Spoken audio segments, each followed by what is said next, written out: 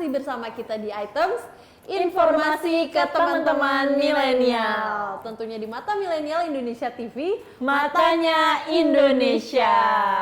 Nah, kita masih membahas Bogor ya Kak. Bener banget, tadi kita udah bahas hal-hal yang seru banget dari kota Bogor. Udah bahas tadi, kamu udah bahas geografisnya, kemudian udah bahas tradisi, bahas tadi tarian-tarian juga. Sekarang yang gak kalah penting, ini kita kan sebagai bangsa yang besar adalah bangsa yang menghargai sejarah dan juga pahlawan-pahlawannya. Jadi kita akan membahas mengenai tempat-tempat bersejarah di Bogor. Yang bisa juga dijadikan tempat wisata. Pasti, dan mungkin ini juga beberapa Instagramable ya. Jadi kalau misalkan teman-teman datang bisa cekrek-cekrek upload, tapi dikasih caption juga biar ada sisi informatifnya. Iya, dan captionnya itu berdasarkan apa yang kita sampaikan hari ini dong. Bener banget harus. Nah, ini salah satu rekomendasi aku, Tai. Kalau misalkan nih kamu atau teman milenial datang ke Bogor, ini adalah salah satunya adalah Museum Perjuangan. Jadi ini museum unik banget.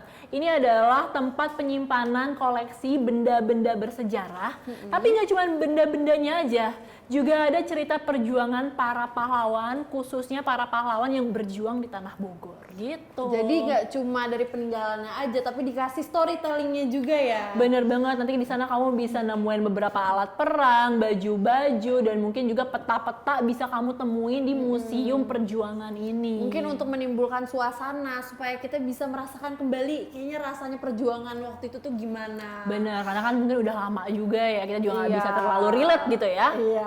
Kalau tadi udah berkunjung ke tempat yang sangat informatif, mungkin kita akan bersantai sedikit, kita ke Kebun Raya Bogor. Iya.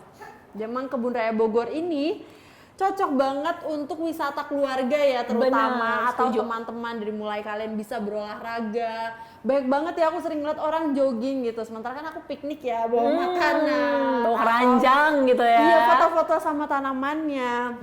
Dan di Kebun Raya Bogor ini sebenarnya luas lahannya adalah 87 hektar dan terdapat sekitar 15.000 jenis koleksi pohon dan juga tumbuhan. Seru banget pastinya. Oke, kita lanjut lagi nih dari Kebun Raya Bogor, nggak jauh, mungkin cuma sekitar beberapa menit aja. Kita ke Istana Bogor. Ini adalah salah satu dari 6 istana kepresidenan di Indonesia, tepatnya di Bogor, Jawa Barat. Ini Presiden Jokowi juga tinggalnya sekarang nih di Istana Bogor ya, Taya. Adem ya tinggal di Bogor kayaknya. Bener, dan luas banget pastinya. Di dalam juga rusanya banyak, asri, tanamannya rimbun. Jadi mungkin supaya nggak penat gitu ya. Selanjutnya juga ada tempat beribadah kali ini, yaitu ada Gereja Zebaoth. Jadi gereja ini memiliki julukan sebagai gereja ayam dan dibangun di tahun 1920. Jadi memang gereja ini merupakan gereja peninggalan Belanda, karena ya nggak asing lagi ya dengan namanya, pasti kita langsung teringat zaman kolonial Belanda.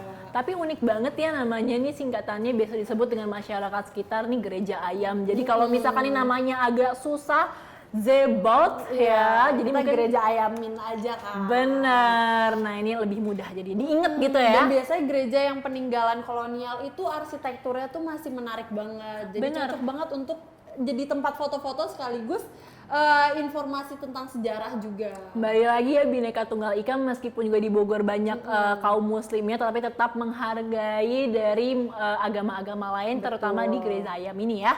Selanjutnya nih kita akan berkunjung ke Vihara Mahasetya Danagun yang merupakan vihara tertua di Indonesia. Nah, ini vihara ini juga punya nama lain, yaitu adalah Vihara Hoktaekbyo. Dan di tempat terakhir kita kembali lagi ke alam nih Kak, yaitu ada Taman Bunga Nusantara. Jadi taman ini didirikan oleh Ketua Yayasan Bunga Nusantara, yaitu Ibu dari Bustanil Arifin, tepatnya pada tahun 1992, dan diresmikan oleh Bapak Presiden Soeharto di tahun 1995. Dan hadirnya taman ini menjadi area agrowisata. Nah, ini kan tadi kita udah bahas tempat-tempat wisata.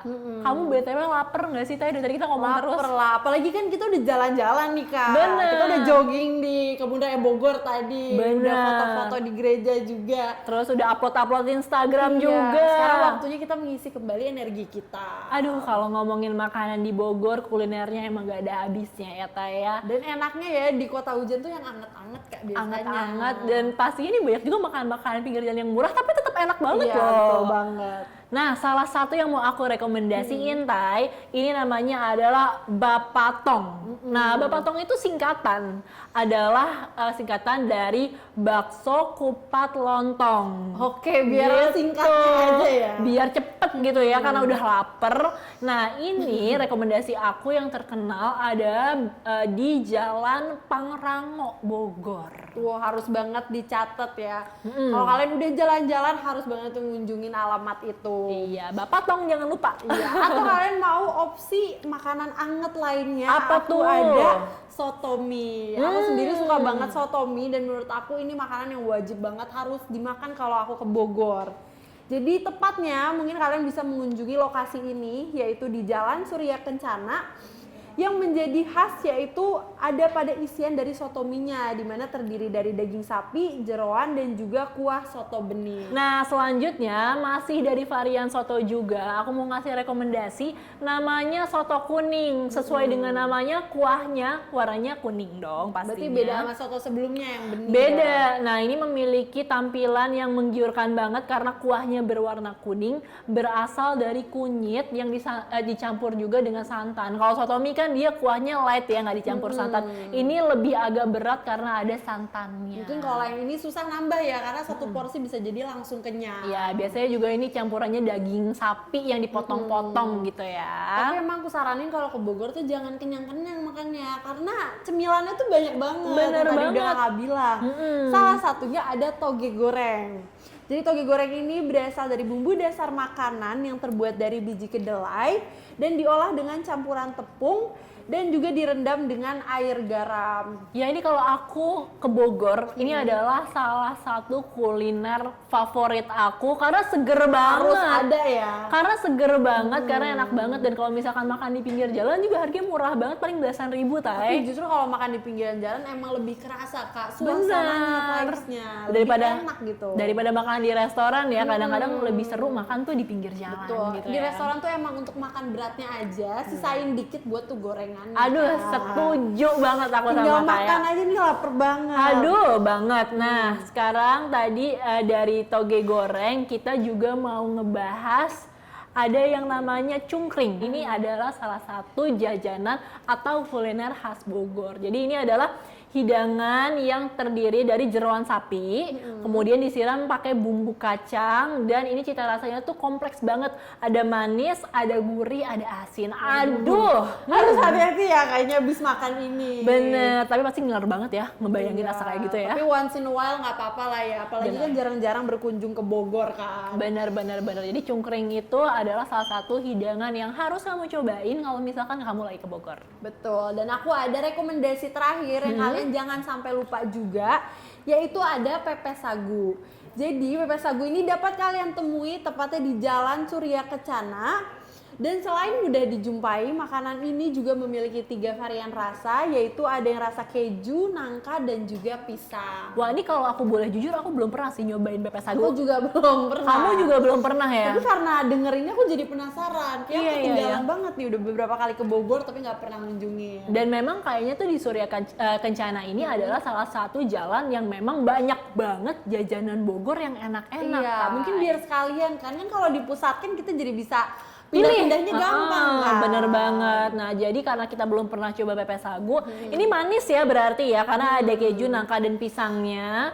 Jadi ini mungkin bisa jadi dessert kita nih. Bisa, setelah makan yang berat-berat tadi udah soto, terus kasih toge goreng juga, ini makanan penutupnya. Atau kalau aku boleh tambahin tuh roti unyil lah sih Kak biasanya Iya. kalau ke Bogor. Nah, itu biasanya bisa jadi oleh-oleh juga ya. Iya, pokoknya keluarga tuh requestnya itu aja deh, gampang gitu. Aduh, pokoknya Bogor itu emang surganya makanan banget. Kalau ngomongin masalah makanan dan jajanan itu the best lah pokoknya. Dan ya. suasana makannya juga mendukung banget sih Kak. Bener banget, dan gak habis-habis nih bahasan kita tentang kota Bogor. Udah tentang makanannya, tadi tentang tempat-tempat bersejarahnya yang bisa jadi lokasi wisata juga untuk kalian semua. Kita belum habis kan Tai bahasnya ya? Belum.